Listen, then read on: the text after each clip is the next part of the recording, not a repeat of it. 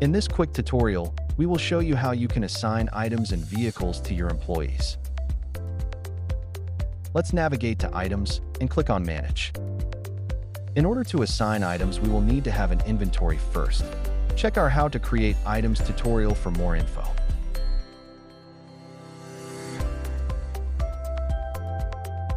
You can find the Assign button in the Transactions dropdown.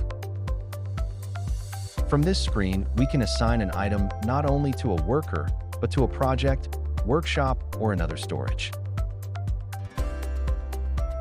Keep in mind, when you assign items like material or tools to a storage, they will appear on the items list as a duplicate of that material with the quantity you have entered.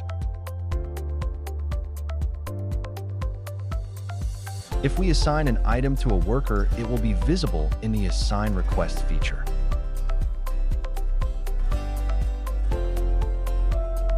On this screen, we will see all items that were assigned to workers in storage.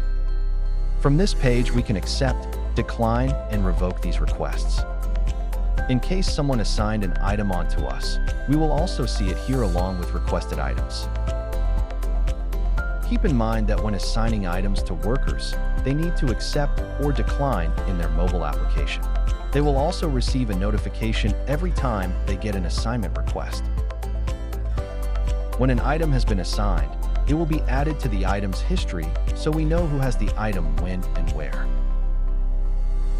In case your workers do not have the app, you can create these requests to be on the list, but they will not be within the item's history since it was never officially accepted or declined.